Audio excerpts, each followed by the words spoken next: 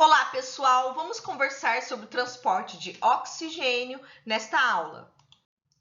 Bom, nós sabemos que o oxigênio e o gás carbônico, eles atravessam o alvéolo, aquela barreira, né, fina, é muito fina, por meio do processo de difusão.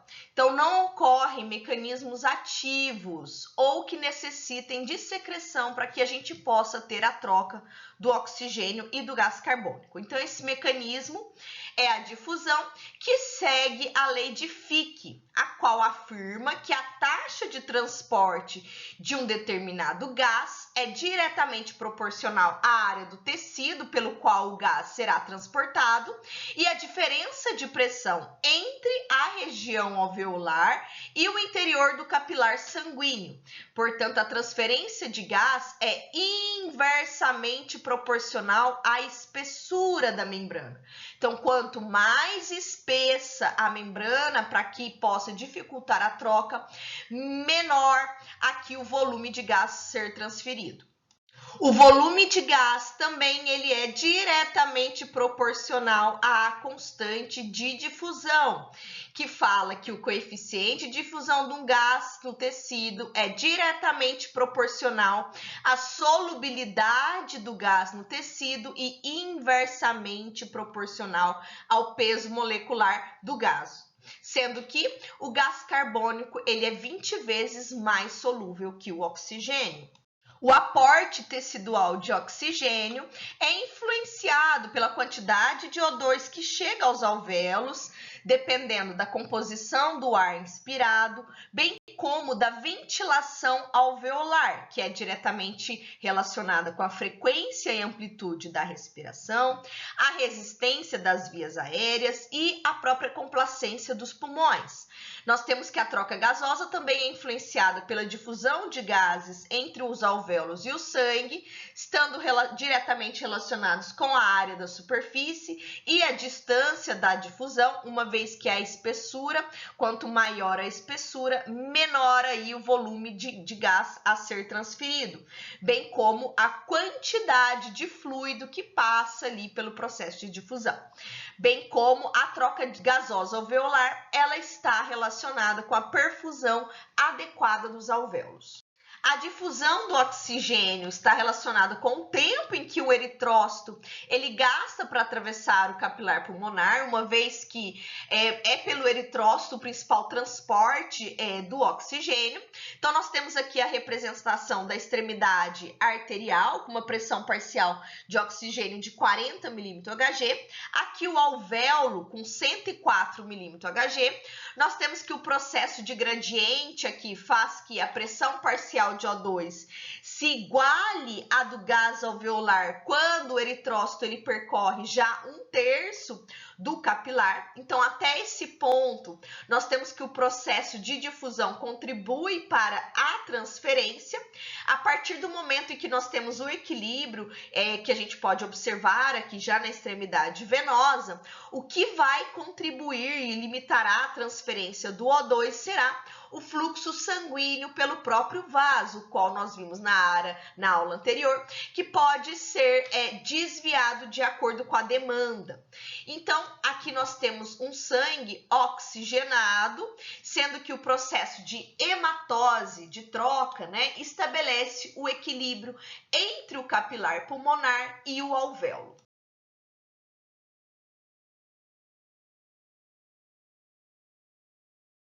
Em indivíduos que realizam exercícios físicos intensos, o fluxo sanguíneo aumenta a sua velocidade, de modo que o tempo para que um eritrócito atravesse o capilar pulmonar, né, que normalmente é de 0,75, nós temos que é reduzido para 0,25. Então, já em 0,25 segundos, nós temos aqui a pressão parcial de oxigênio já saturado em 100 mmHg num tempo muito menor. Apesar de o tempo de oxigenação ser diminuído, indivíduos normais não apresentam problemas de captação de oxigênio e a pressão parcial de oxigênio ela se mantém muito similar ao indivíduo que está em repouso. E indivíduos que possuem um espessamento anormal aí da membrana alvéolo capilar, o aumento da captação de O2 será dificultado, né? Então, aqui a gente demora um tempo maior, né, para atingir, e ele será dificultado na mesma proporção que é dificultada a difusão do gás. Grosseiramente anormal, nós temos aí uma captação de oxigênio muito mais reduzida. E se a gente tem ainda uma diferença de gradiente de pressão menor, né, uma pressão parcial de O2 ambiental menor, nós temos aí um efeito maior para que um exercício em um indivíduo normal ele demore mais tempo do que se a gente tem uma pressão parcial de oxigênio maior, certo? O oxigênio ele é transportado de duas formas. Ele pode estar dissolvido no plasma, representando apenas 3%, ou no fluido intracelular do eritrócito e combinado de forma reversível com a hemoglobina.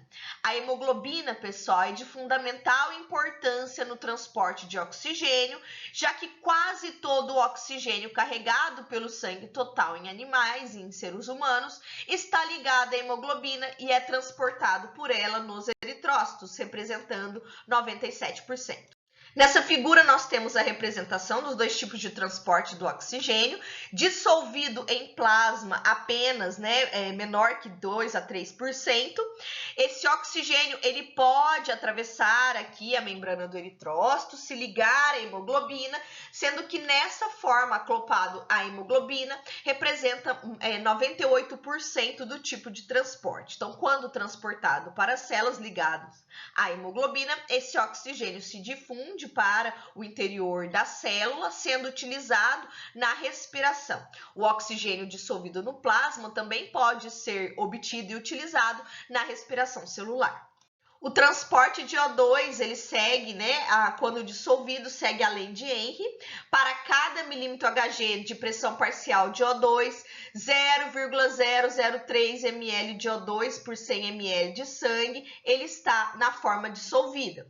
Sendo que no sangue arterial, há 0,3 ml de O2 a cada 100 ml de sangue na forma dissolvida. Apenas se a gente tivesse esse tipo de transporte, as funções vitais estariam comprometidas. Então, nós temos que em repouso, os tecidos consomem 250 ml de O2 por minuto. O coração, para que em repouso nós tivéssemos aí uma manutenção das funções vitais, teria que bombear 83 litros por minuto.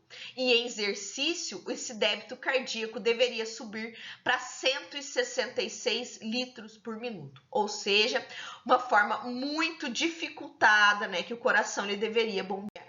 Então, portanto, o transporte que predomina do oxigênio é ligado à hemoglobina. Então, para cada grama de hemoglobina, ela tem a capacidade de fixar 1,39 ml de O2. Então, nós temos que a hemoglobina ela está presente no interior das hemácias, do eritrócitos, e uma hemoglobina, então, ela é formada por 4 globinas, cada uma associada a um grupo M que possui ferro no seu centro.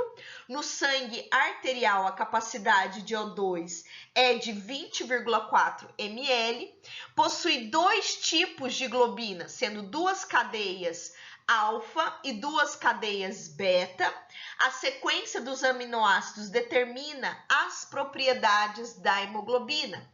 É importante ressaltar que o íon ferroso, ele se associa ao oxigênio para o seu transporte, formando o que a gente chama de oxihemoglobina. Esta é uma ligação reversível. Pessoal, é importante ressaltar com vocês ainda que a hemoglobina possui 2 estados. O estado R, que é de alta afinidade com o O2, e o estado T, que é de baixa afinidade com o oxigênio, sendo que a ligação de oxigênio à subunidade da hemoglobina no estado T desencadeia uma mudança na conformação para o estado R, que tem alta afinidade. Então, essa mudança de conformação acontece à medida que mais moléculas de oxigênio são ligadas à hemoglobina. A hemoglobina, pessoal, é a representação de uma proteína alostérica. O que seria essa proteína alostérica? É aquela na qual a interação com o ligante interage de modo independente e não pode alterar a afinidade nas subunidades adjacentes. Então, essa característica garante que a hemoglobina ela seja capaz e permite uma ligação cooperativa do oxigênio, sendo a hemoglobina mais sensível às pequenas diferenças na concentração de O2 entre os tecidos e os pulmões. Isso permite uma boa ligação com o oxigênio nos pulmões e a liberação do oxigênio nos tecidos, uma vez que nós temos uma pressão parcial de O2 muito baixa. Então, é importante ressaltar que a hemoglobina, a ligação da hemoglobina com o oxigênio, aumenta a afinidade ao oxigênio dos sítios M restantes. Nós temos que em baixa concentração de hemoglobina, nós temos casos de anemia e aumento na concentração de hemoglobina, situações de policitemia. Nessa figura, nós temos a representação da desoxihemoglobina e aqui da oxihemoglobina. O oxigênio se associa ao íon ferroso para que seja transportado por meio da formação da oxihemoglobina. É uma ligação reversível. Nós temos a representação da hemoglobina humana, a hemoglobina fetal, que é gradativamente substituída durante o primeiro ano de vida ou na vida pós-natal. E nós temos a hemoglobina S, que é para pacientes com anemia falciforme, que possuem a cadeia beta alterada, sendo a forma desoxigenada, pobremente solúvel, sendo que a hemácia ela tem um formato de foice com tendência maior à formação de trombos. Quando ligada à hemoglobina, o transporte está associado ao processo de saturação, que seria a porcentagem dos locais disponíveis para a ligação com a hemoglobina que já foram ocupados.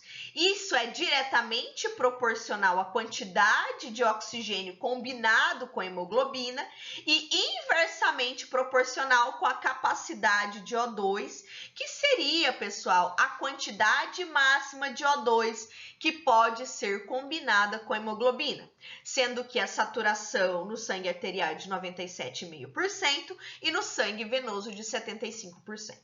Situações, pessoal, que a gente tem uma anemia disfuncional como característico na anemia falciforme, nós temos ou mesmo em situações em que nós possamos observar desastres, onde muitas pessoas precisam de transfusão sanguínea, que nem sempre está disponível, uma vez que essas pessoas podem receber salina para reverter a hipovolemia, mas a distribuição de O2 está muito comprometida, nós temos que a quantidade de oxigênio ligado à hemoglobina ela vai estar aí alterado. Então, pesquisadores estão em busca de substitutos sintéticos para que, além da reposição de volume por meio da salina, nós possamos também fazer o processo de transfusão associado à hemoglobina. Então, esses transportadores artificiais para oxigênio seriam grandes descobertas na área médica e poderia facilitar bastante em situações de desastre. Então, facilitaria também por não precisar da identificação do tipo sanguíneo, que é um fator muito limitante para a transfusão de sangue. É importante ressaltar com vocês que a hemoglobina do adulto ela é diferente da hemoglobina fetal. Então, a maior parte da hemoglobina A, que é do adulto, tem 2 cadeias alfa e 2 cadeias beta. Já na hemoglobina fetal, é uma isoforma diferenciada, nós temos aqui a representação de 2 isoformas gama, justamente para atrair o oxigênio do sangue materno presente na placenta, para que possa ser transferido para o bebê. Pessoal, nós temos a mioglobina, que está presente nos músculos esqueléticos e cardíacos. A mioglobina é uma proteína também de baixo peso molecular, com estrutura bem similar à hemoglobina.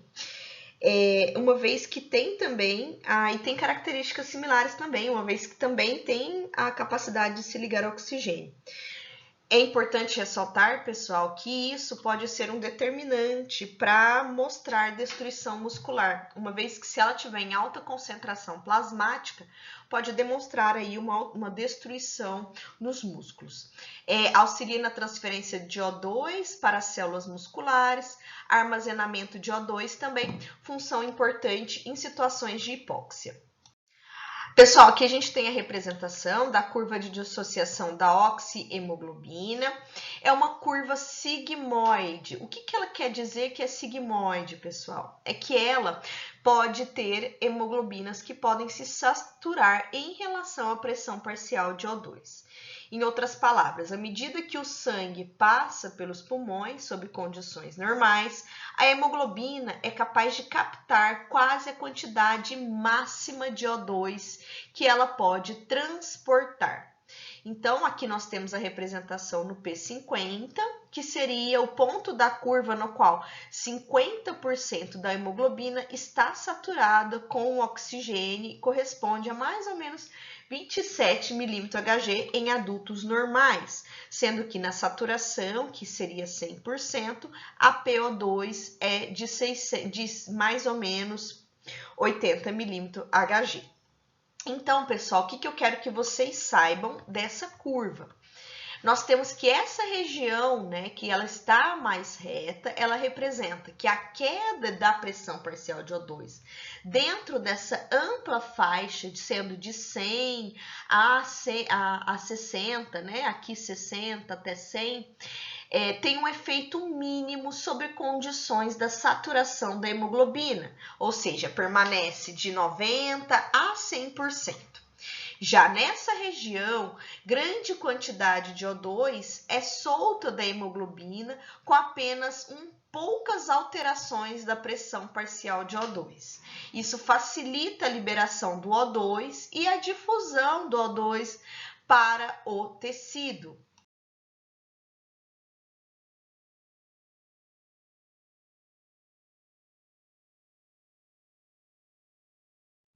Portanto, essa região do gráfico ela está associada à pressão parcial de O2 nos pulmões e aqui nos tecidos. É importante, então, relembrar com vocês que a hemoglobina ela consegue mudar sua estrutura para aumentar ou reduzir a sua afinidade ao O2. Lembra daqueles estados TR, o T e R? Então, qual o significado fisiológico da forma da curva dessa saturação?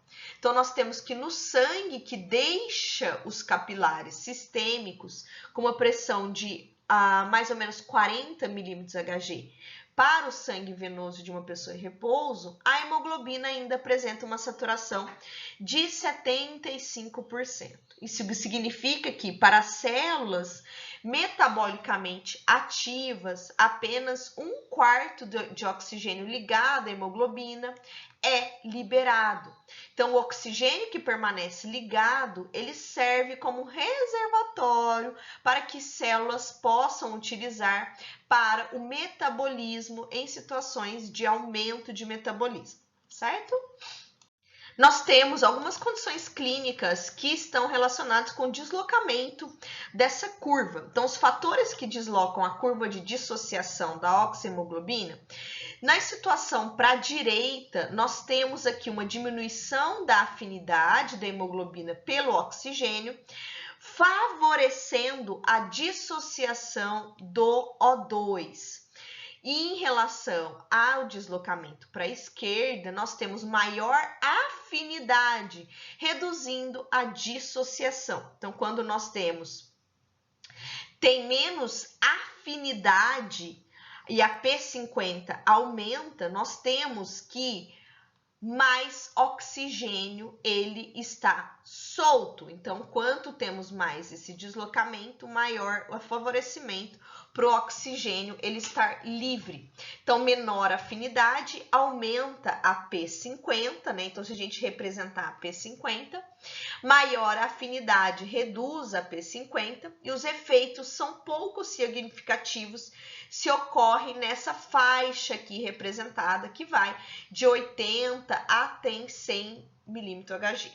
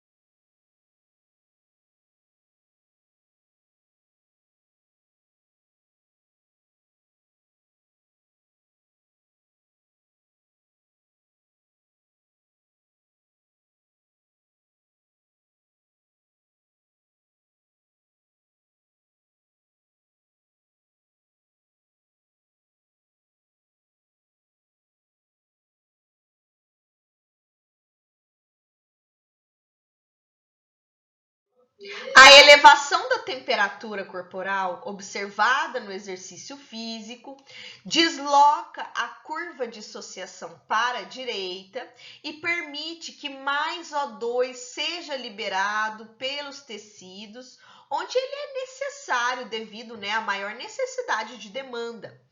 Já em situações de clima frio, a queda da temperatura do corpo, sobretudo nas regiões das extremidades, desloca a curva de dissociação para a esquerda, aumentando a afinidade da hemoglobina pelo oxigênio.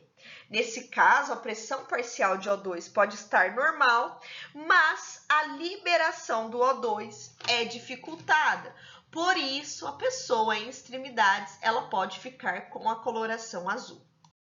Outros fatores que estão relacionados é a idade e a hemoglobina fetal. A hemoglobina fetal, então, como eu disse anteriormente, tem maior afinidade pelo O2 que a hemoglobina do adulto, deslocando a curva para a esquerda. A hemoglobina fetal, ela tem, então, mais afinidade e isso faz com que haja um deslocamento para a esquerda. Outro fator é o monóxido de carbono, que forma a carboxihemoglobina, que tem o mesmo sítio de ligação do oxigênio. Entretanto, esse monóxido de carbono, ele tem uma afinidade mais de 200 vezes pela hemoglobina que a ligação com o oxigênio. Então, aqui representada, a curva deveria ter, né, aqui a representação da ligação do monóxido de carbono com a hemoglobina, um deslocamento muito maior. Então, pequenas quantidades de monóxido de carbono influenciam muito a ligação do oxigênio, uma vez que ocupa os sítios que deveriam ser ocupados pelo oxigênio. Um equipamento muito utilizado agora na pandemia foi o oxímetro. O oxímetro, ele permite inferir a concentração de O2 no sangue arterial, sendo importante indicador clínico da eficácia das trocas gasosas no pulmão. Então, o que ele tem, pessoal? O que ele faz a leitura? Ele faz a leitura da saturação da hemoglobina arterial, que nós vimos lá em cima do gráfico, né? E deve estar entre 97% a 100%. O aporte de oxigênio nos tecidos depende de alguns fatores, tais como o débito cardíaco, o teor de hemoglobina no sangue, a capacidade dos pulmões de oxigenar o sangue. Nem todo o O2 transportado pelo sangue será liberado nos tecidos. Nós temos aí uma capacidade reserva. Em situações de hipóxia, nós temos alguns tipos de hipóxia. A hipóxia hipóxica, que tem uma definição como baixa pressão parcial de O2 arterial, que é comum em grande altitude, hiperventilação, diminuição da capacidade de fusão, da relação perfusão-ventilação anormal, hipóxica anêmica, diminuição da quantidade total de O2 ligada à hemoglobina, pode ser pela perda de sangue, da anemia, envenenamento por monóxido de carbono, hipóxica isquêmica, redução do fluxo sanguíneo por meio, por exemplo, da insuficiência cardíaca, o choque, trombose, hipóxia histotóxica, que seria a falha das células em utilizar o O2 por terem sido envenenadas, como exemplo, cianeto e outros venenos metabólicos. A concentração de hemoglobina é determinante para a oxigenação tecidual.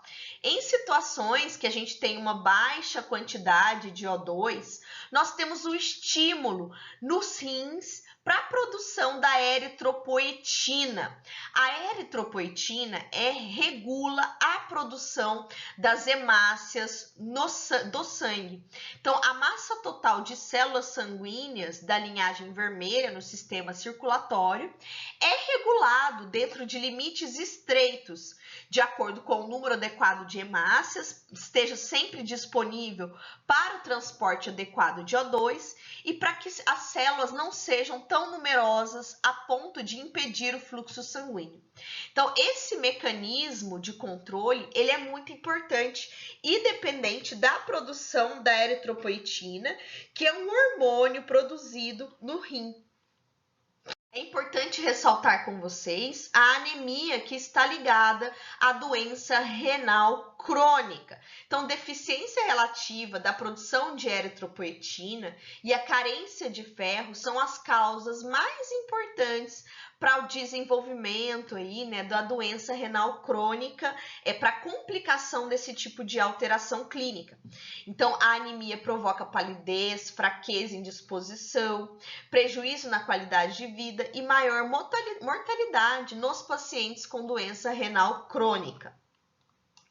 Então, pessoal, a eritropoetina ela tem sido utilizado, né, para aumentar a eritropoiese presente na medula óssea, para que possa aí, garantir maior aporte de oxigênio para atletas, e cada vez mais é uma preocupação sobre doping nesse tipo de atleta. E em 2002, nas Olimpíadas, ficou muito claro.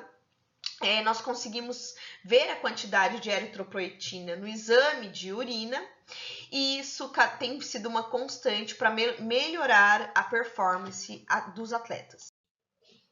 Bom, o O2, utilizado no metabolismo aeróbico celular, ele é transformado em gás carbônico, aumentando a pressão parcial de gás carbônico intracelular.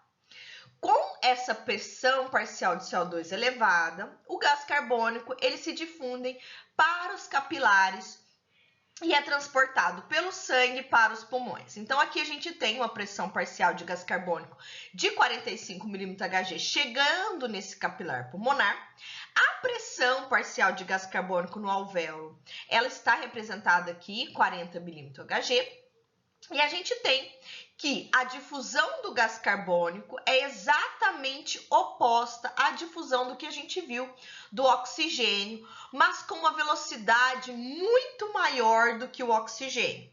A pressão parcial do gás carbônico do sangue do capilar pulmonar diminui, quase igualando a pressão parcial do gás carbônico alveolar de 40 mmHg, antes de percorrer mais de cerca de 1/3 da distância através dos capilares, ou seja, um processo de difusão muito mais rápido que o oxigênio. O principal tipo de transporte do gás carbônico é como íon bicarbonato, representando 70%. O gás carbônico também pode ser transportado na forma dissolvida ou ligado a proteínas. Nós temos também, além de Henry, que estabelece que a concentração no sangue é proporcional à pressão parcial do gás.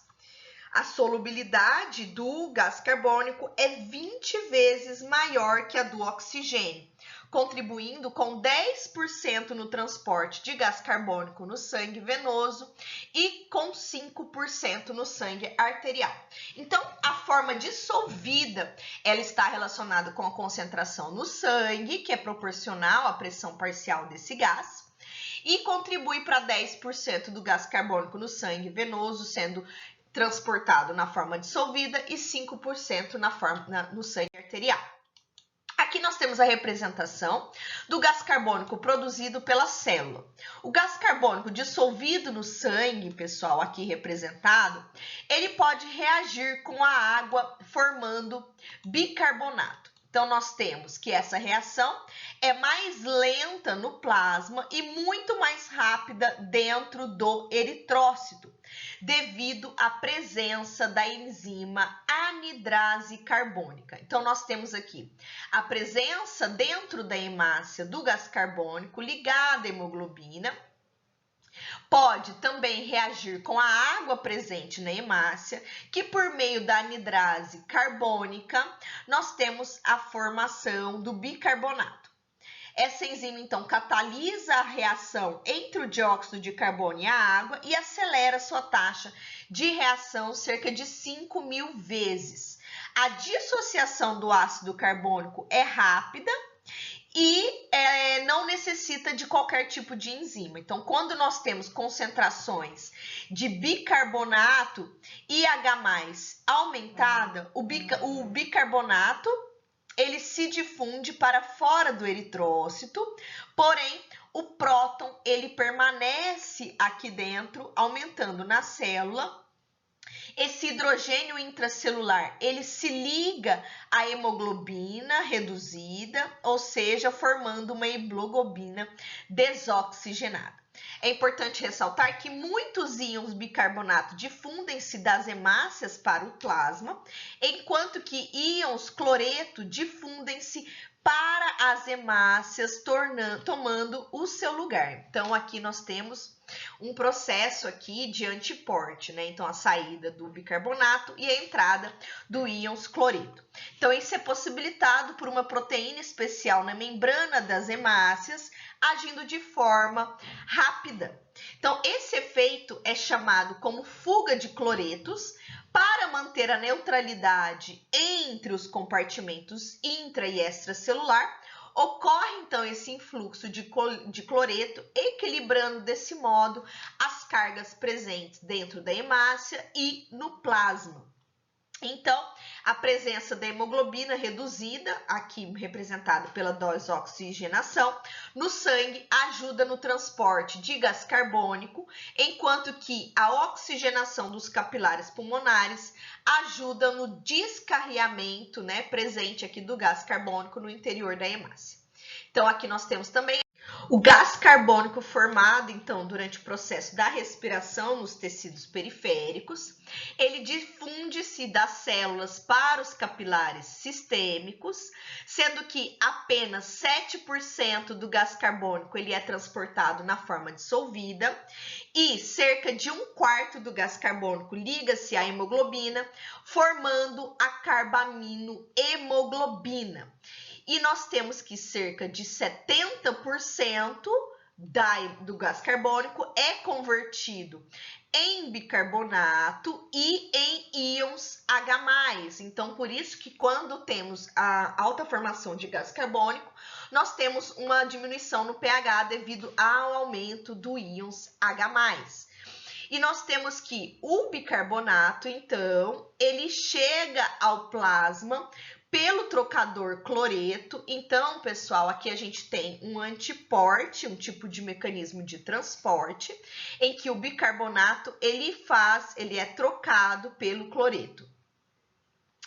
Aqui, então, nós temos, depois disso, né, depois dessa formação da troca do cloreto pelo bicarbonato, nós temos que nos pulmões o gás carbônico dissolvido, ele difunde-se do plasma para os pulmões. Pela lei da ação de massas, o gás carbônico desliga-se da hemoglobina e difunde-se para fora dos eritrócitos. Então, nós temos que a reação do ácido carbônico é revertida, trazendo o bicarbonato de volta para os eritrócitos, convertendo-o em gás carbônico novamente. Então, nós temos aqui todo o transporte de gás carbônico, os principais 3 tipos de transporte: o dissolvido, formando carbaminohemoglobina. Nós temos também aqui em forma de bicarbonato. O transporte do gás carbônico ligado a proteínas mostra a terminação amina sendo relacionada com o gás carbônico, formando a carbaminohemoglobina. Os compostos carbaminas são estruturas formadas da ligação com o gás carbônico, com ligações amina de proteínas, geralmente com as terminações das cadeias de hemoglobina, formando essa estrutura, então aqui representada. Essa reação ocorre sem o envolvimento de qualquer tipo de enzima, e a hemoglobina reduzida, que encontra-se desoxigenada, é a que possui mais afinidade para a formação da carbaminohemoglobina. Então, desse modo, a oxigenação impede a formação da carbaminohemoglobina, enquanto que a liberação de oxigênios nos tecidos ou a desoxigenação da hemoglobina permite a formação do composto. É isso que nós temos a formação do efeito Haldane, ou seja, a hemoglobina reduzida ou sofreu o processo de desoxigenação, aumenta a afinidade com o gás carbônico. É importante ressaltar que, diferente do oxigênio, nós temos apenas 2 fatores que alteram o transporte de gás carbônico. Seria a própria ventilação pulmonar, né? Quanto mais a gente hiperventila, menor a pressão parcial de gás carbônico. A produção de gás carbônico também interfere. Nós temos uma produção de 200 ml por minuto, sendo que a produção é maior que a capacidade da dissolução. 7% dissolvido no plasma, mais 93% dentro dos eritrócitos. Nós temos que 23% está dentro do eritrócito no formato de acoplado, né, à terminação amina, e 70% na forma de bicarbonato. Diferentemente da dissociação do O2, a curva de dissociação do gás carbônico, ela tem um aspecto linear diretamente relacionado com o teor da pressão parcial de gás carbônico. É importante ainda o grau de saturação da hemoglobina com o oxigênio, sendo que sítios distintos, mas a desoxihemoglobina tem maior afinidade pelo gás carbônico, e o sangue venoso capta espontaneamente e transporta mais gás carbônico que o sangue arterial.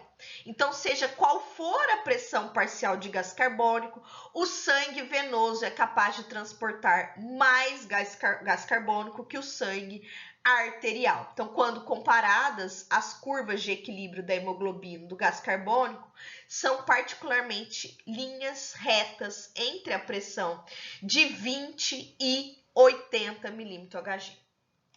Quando há muito gás carbônico, consequentemente, há muito íons H+ dentro da hemácia, essa hemácia que se encontra mais ácida não se liga adequadamente ao oxigênio, caracterizando o efeito Haldane. Ganha afinidade pelo gás carbônico quando tem pouco oxigênio. Quando o sangue cede oxigênio aos tecidos, ele fica mais apto a captar o gás carbônico, e é isso que nós temos, né, em relação às células. Nós temos aí maior capacidade de ligação do gás carbônico que foi liberado pelas células durante o processo de respiração celular. Então, o efeito Haldane, a hemoglobina tende a perder a afinidade pelo gás carbônico quando há alta concentração de O2 no sangue e vice-versa. Então, uma vez que temos baixa concentração de O2 no sangue, nós temos uma maior afinidade pela ligação com gás carbônico. Esse efeito melhor pode ser observado nos tecidos alveolares, a troca de gases e, portanto, o suprimento de O2 ele é renovado.